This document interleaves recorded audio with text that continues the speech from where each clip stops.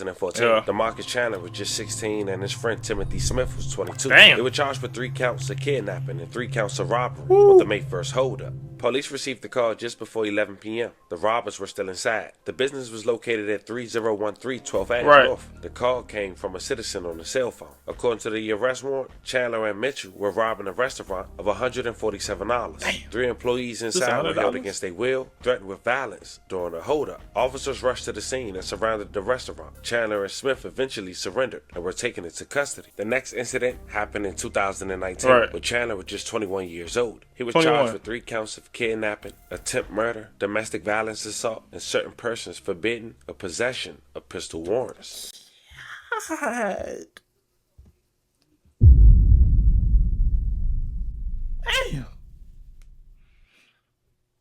This nigga a crash out.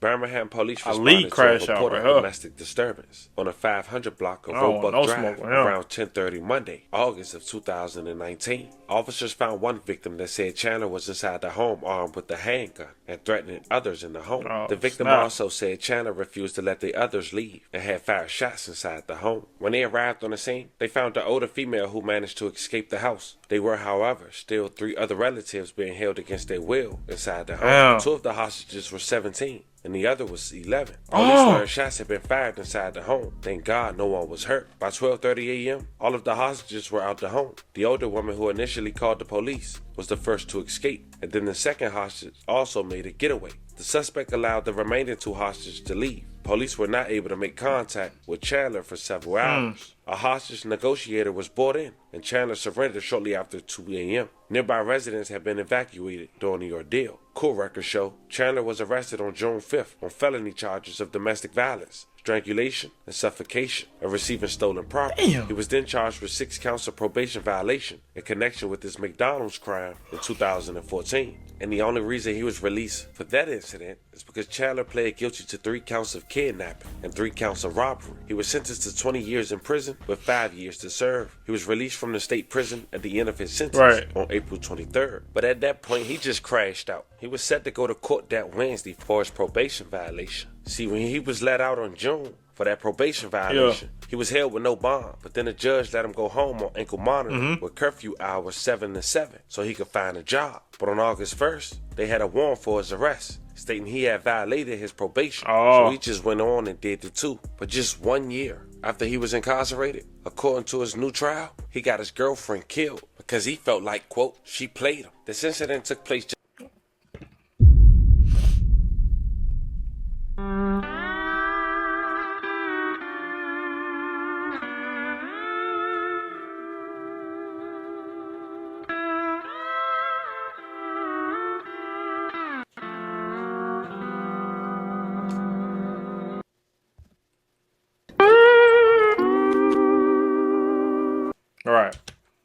July 28th, 2020. Police were investigating a homicide. We don't do that over females no more. 26th Street South. She played you in a new St. one. Vincent Hospital. Police say just after 7 p.m., officers at the South Precinct received the call of a person shot in Underwood Park. Upon arrival, people found a woman suffering from a gunshot wound in the vehicle. The woman was later so he popped on the vehicle. The victim was identified as 24-year-old Raven Swan. RP to you. RP to you. I love her condolences to her family. Definitely. Good evening, everyone. Everything is it's good now. So right now we're in the 1100 block of 26th Street South in South Birmingham. This is the south side area of Birmingham where they're conducting a homicide investigation. We did talk to a supervisor here at the scene, and they did tell us that a woman is deceased. Not sure if the woman is in a vehicle. To my left is a park area, and you all really don't want to zoom in too much in that area because I'm not sure if that person is in the vehicle where police have surrounded. Yeah. But you all see multiple markers that are the showcases, the shows, the grassy area in the parking lot area of this park. Not sure the name of the park just yet. We'll find that out throughout the course of this live video. Right. But right now we have been able to confirm through Birmingham police that they are working an active homicide investigation in the 1100 block of 26th Street South. This is directly behind St. Vincent's Hospital. Highway 31 is off in the distance. You all probably hear that in the video as well. I'll shift over so you all can see the markers that I'm referring to. Let me zoom back out. So off to the right, you have a team of investigators who have been working this case. Nah, they deep. Since we've been here. Again, 1100 block, for those who may be asking, 1100 block of 26th Street South. Yeah. Behind St. Vincent's Hospital. Officials say shortly after, they made an arrest and found out that DeMarcus was in the West Jefferson Correctional Facility when he hired Solomon Manatee to murder Raven. Damn. It would take 5 years for the family to know why. The Birmingham Police Department reports an arrest has been made in connection to the murder of Raven Swain. Raven was murdered on Tuesday, July 28th at Underwood Park, located in the 1100 block of 26th Street South. The suspects have been identified as Solomon Manatee III and DeMarcus Chandler. The investigation indicates while in a state of Alabama correctional facility, DeMarcus Chandler hired Manatee to murder Raven Swain. Both men have been charged with capital murder. Okay. DeMarcus Chandler remains in the custody at a state of Alabama correctional facility. Solomon Manatee is being held at the Jefferson County Jail with no bond. Now, while DeMarcus was in state prison awaiting trial for the murder for hire of his girlfriend, it seemed he was charged with conspiracy to commit murder as well, discharging a firearm into a building and discharging a firearm into a vehicle. His co-defendant was 20-year-old Jamin Hendricks from Birmingham. He was the guy who we talked about, who was recently charged with the murder of an unrelated live stream killing of Iamqual earlier in 2024. That was the woman that had no mother. She had a child.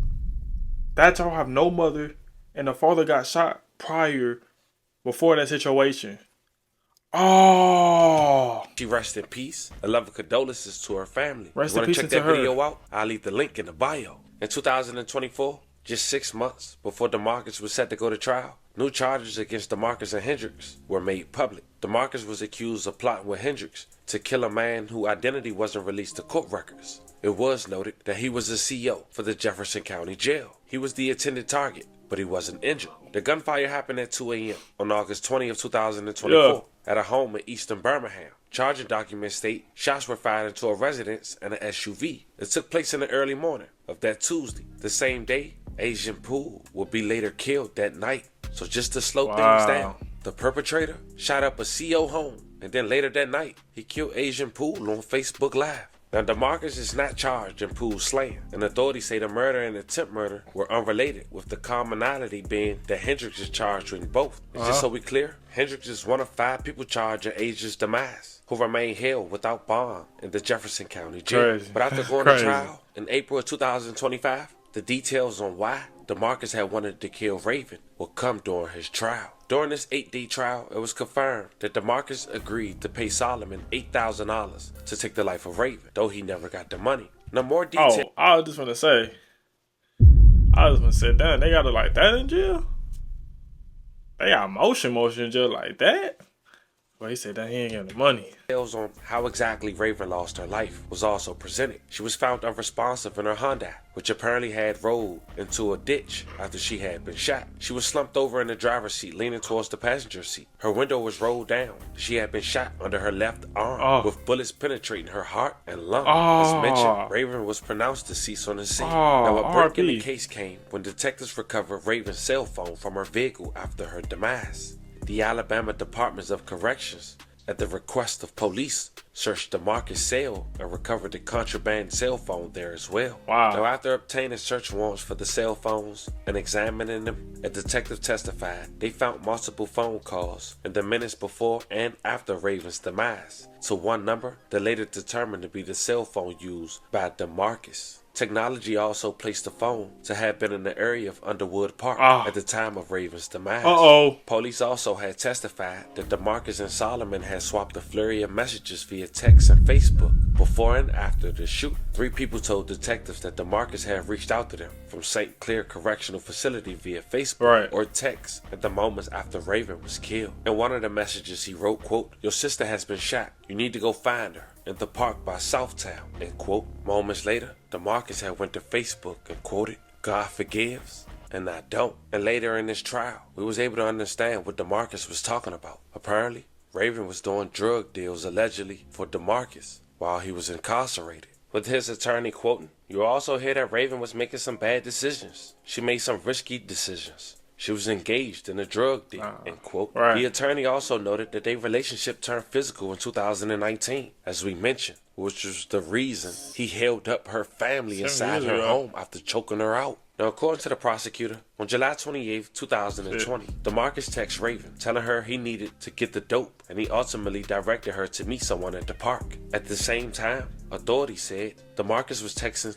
Solomon, quote, "I'm going to call you when she pull up," end quote. According to prosecutors, Salamonte was dropped off at the park by a friend and was wearing a distinctive belt and a t-shirt that read, "Get your smile on." Gunshots rang out, and Raven was deceased.